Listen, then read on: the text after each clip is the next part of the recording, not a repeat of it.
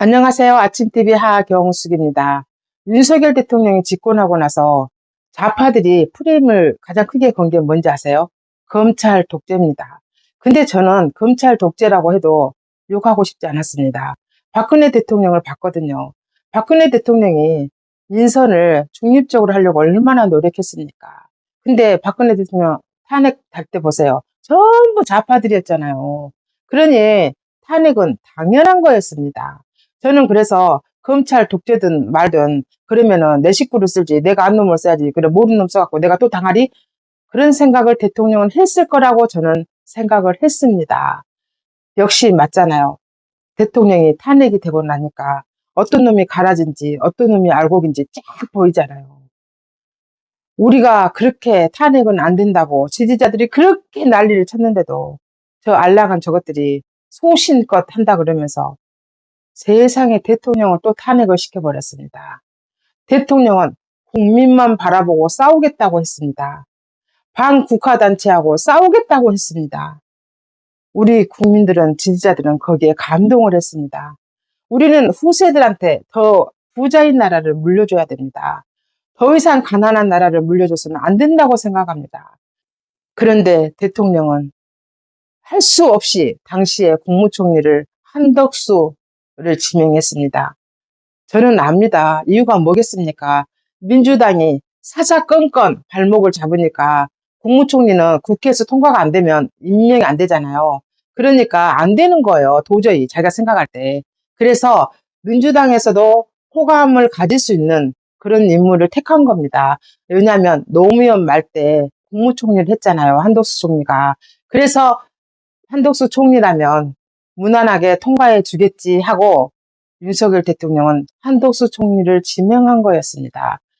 그런데 한덕수 총리도 안 해주려고 얼마나 난리 쳤습니까? 그런데 결국은 한덕수 총리를 지명을 하게 됐습니다. 근데요, 저는 하나 걱정이 있었어요.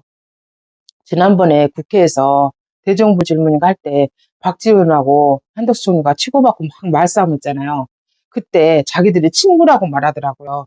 그래서 혹시 친구여서 불리하지 않을까? 저는 정말로 말은 못했지만 내심 불안했습니다.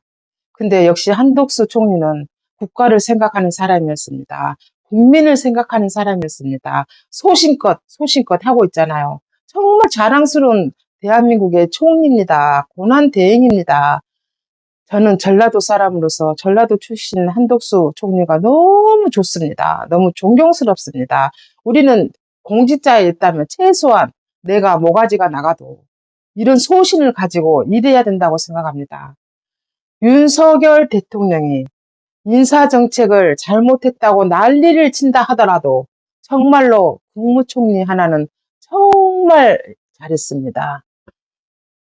정말 너무 잘했습니다.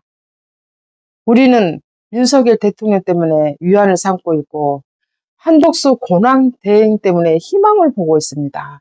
그러니 얼마나 다행입니까? 윤석열 대통령이 인사정책이 다 실패하진 않았다 그겁니다. 제가 지금 시점에 볼 때 노동부 장관인 김문수 장관도 너무 잘 인선했고요. 저는 법무부 장관인 박성재 장관 너무 잘했지 않습니까? 몇몇이 더 있겠지만 제가 아는 사람들은 그런 사람들입니다. 그래도 윤석열 대통령이 보는 눈이 있어서 그래도 인선은 잘 했구나. 저는 이런 생각을 했습니다. 지금까지 진실을 알려드리는 아침TV 하경숙이었습니다.